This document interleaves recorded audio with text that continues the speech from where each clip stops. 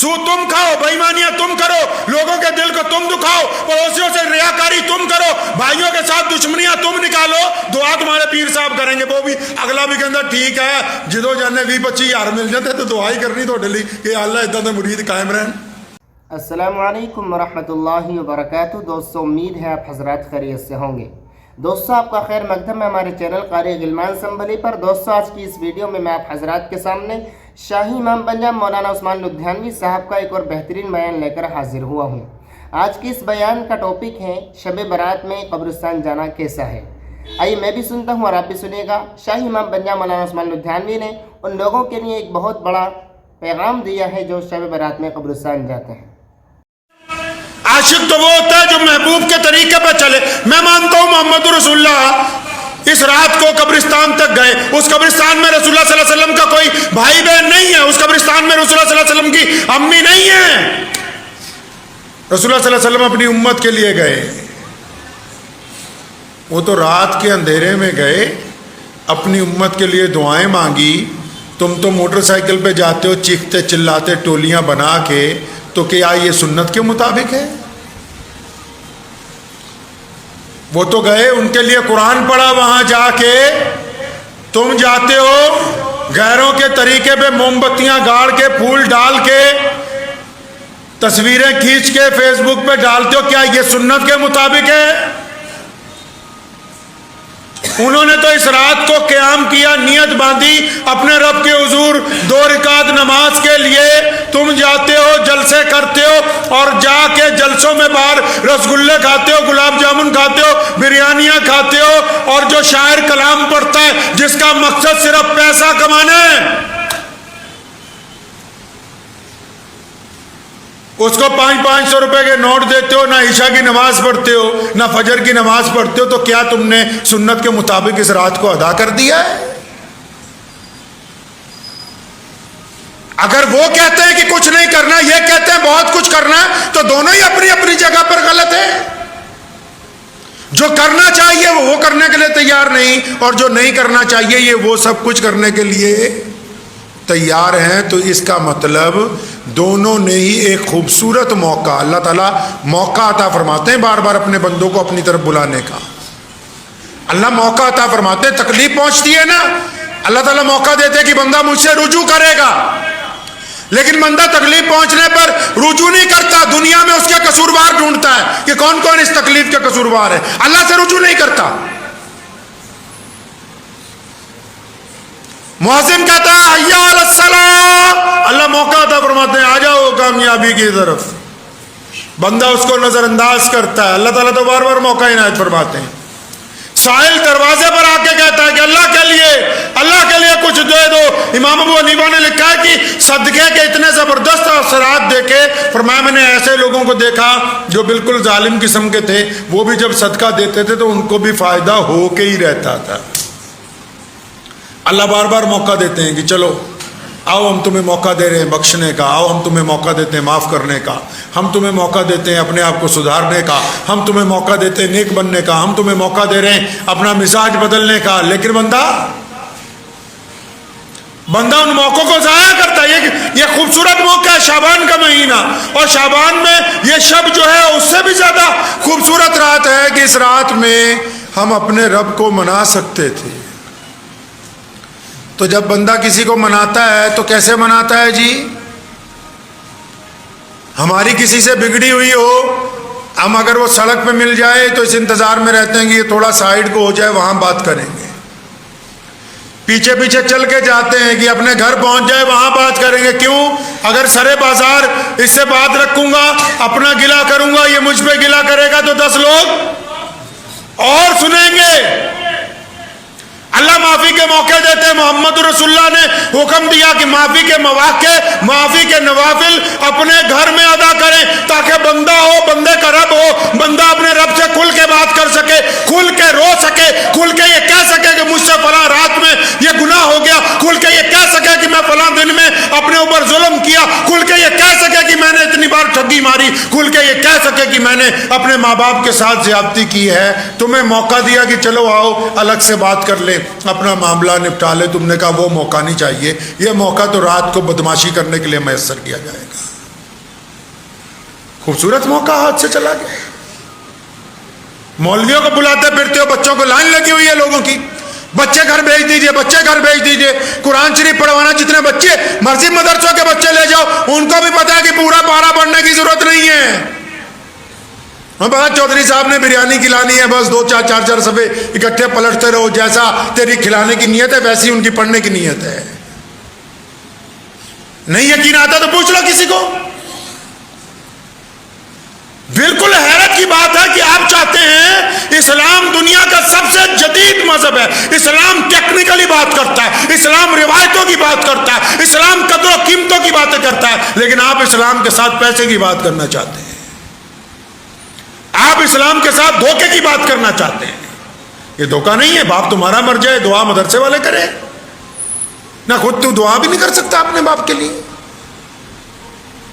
वालदा का तुम्हारी इंतकाल हो जाए, दुआ मदरसे के बच्चे करें।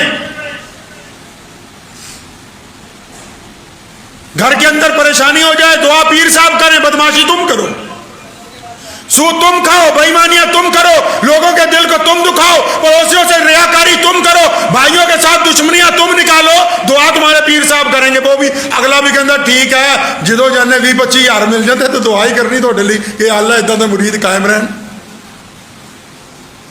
जिदा का मुरीद उदा का पीर है, फिर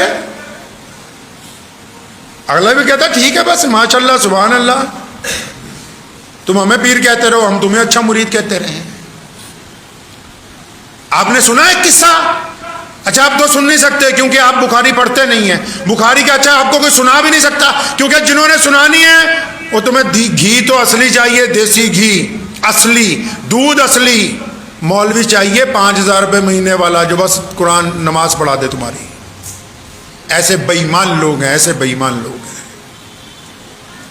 अब किस्सा तो वही पढ़ के सुनाएगा। अब जो ईमानदार इमाम ला के रखोगे, जिसकी ज़रूरतें पूरी करोगे, अगला अपने बच्चों की ज़रूरतों से गाफिल हो जाए, खुद कफील हो जाए, तो वो रोज़ाना बुखारी पढ़ेगा, फिर तुम्हें बिठा के कहेगा नहीं ये भी सुनते जाओ, मोहम्मद रसूलुल्लाह ने ऐसा किया था। अब हमें पता लग गया कि नहीं, प्रधान जी को वो वाला मौलवी अच्छा लगता है जो 2-3 दफ़ा तारीफ करके गया, माशाल्लाह बहुत अच्छा पत्थर लगाया मस्जिद में। मौलवी दे घर न्याणे भावें भुखे मरते रहने, मस्जिद में पत्थर अच्छा लगाया है। गरीब चाहे खाली लौट जाए, मां चाहे घर में रोती रहे। ये जितने ज्यादा कब्रिस्तानों में मिलेंगे ना आपको शबे बारात की रात, इनको पूछो कभी सारा साल अपने बाप की कब्र पे गए? कभी याद आया इनको अपनी मां? कौन सा इस्लाम चाहते हो? वही रस्म रवाज वाला कि 2 किलो फूल लेके जाएंगे, शबे बारात की रात को चढ़ाएंगे। वो भी सोचते कैसी गंदी औलाद आई, खड़े होके 2 सूरतें भी ना पड़ी हमारी कब्र के ऊपर। आती होंगी तो ये पड़ेगा ना भाई। 3 सहाबा हुजूर सल्लल्लाहु अलैहि वसल्लम के घर पे गए, नबी अलैहि सलाम नहीं मौजूद थे। उन्होंने पर्दे में अपनी आयशा रज़ियल्लाहु अन्हा से पूछा हमारे नबी अलैहि सलाम घर में क्या करते हैं, घर में कैसे वो वक्त गुजारते हैं? उन्होंने बताया कि कभी रोज़ा रखते हैं, कभी रोज़ा छोड़ देते हैं, हमारे साथ वक्त गुजारते हैं, कभी घर के कामों में लग जाते हैं। जब तमाम फजीलतें पता लगी तो तीनों ने वहीं खड़े होके इरादा किया। एक ने कहा कि मैं आज के बाद, आज से मैं कभी शादी नहीं करूंगा, सारी ज़िंदगी अल्लाह अल्लाह करूंगा।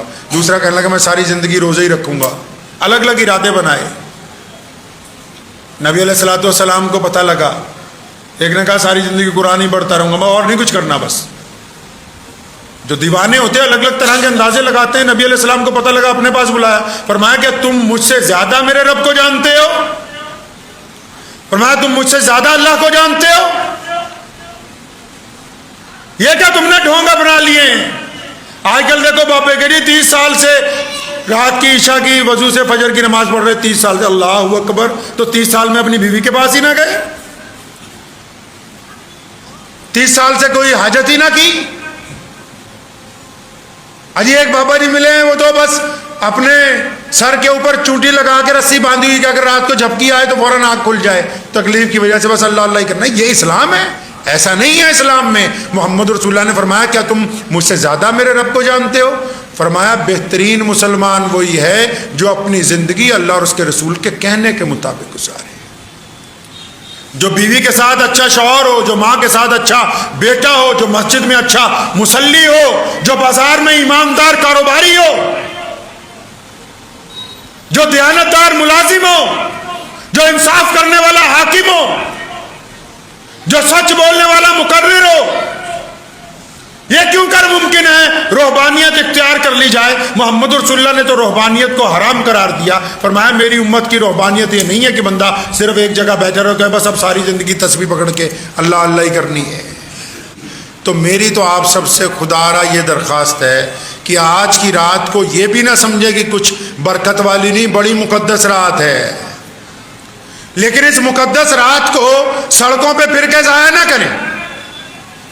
इस मुकद्दस रात में अगर ज़्यादा ही पैसे खर्च करने का शौक है, किसी गरीब के घर में दे आए जहाँ चूल्हा नहीं जल रहा है, और वाकई आप अल्लाह से माफ़ी मांगना चाहते हैं तो व्हाट्सएप पे तो सुबह से आप लोगों ने चला ही रखा है कि शब बारात की रात है, गलती हो गई हो तो माफ़ कर दो। अरे किस किस से ग्रुप में माफ़ी मांगोगे? जिनका ऐसे ही रगड़ा फेर रखा है उनके घर जाके माफ़ी मांगा हो। जिनको ऐसे ही दुखी कर रखा है उनके घर जाके माफ़ी मांग आए, और फिर रात को ईशा की नमाज मस्जिद में जमात से पढ़ के, मस्जिद में ईशा की नमाज जमात से पढ़ के अपने घर जाइए और अपने बीवी बच्चों के साथ, अपने वालिदैन के साथ अपने घर में बैठ के अल्लाह तबारक व तआला के हुजूर उनकी हम्द व सना कीजिए, मुहम्मद रसूलुल्लाह पे दुरूद भेजिए, अपने घर में बैठ के अल्लाह की मदद अपने लिए मांगिए, और फिर फजर की नमाज वापस जमात से आके अदा कीजिए। तब तो ये रात हो जाएगी मुकम्मल। अगर सोते हुए गुजार दी तब भी इस खूबसूरत मौके का कोई फ़ायदा नहीं, जाग के अगर सड़कों पे गुजार दी तब भी इस खूबसूरत मौके का कोई फ़ायदा नहीं। दुआ कीजिए अल्लाह तबारक व तआला मुझे और आप सबको इन बातों पे अमल करने की तौफीक अता फरमाए। व आखिरु दावाना अनिल हम्दुलिल्लाहि रब्बिल आलमीन। दोस्तों उम्मीद करता हूँ आपको ये वीडियो ज़रूर पसंद आई होगी। इस वीडियो को ज़्यादा से ज़्यादा शेयर कीजिएगा, और इसी तरह के मज़ीद बयान सुनने के लिए हमारे YouTube चैनल कारी गिलमान संभली को सब्सक्राइब कर लीजिएगा। जज़ाकल्लाह।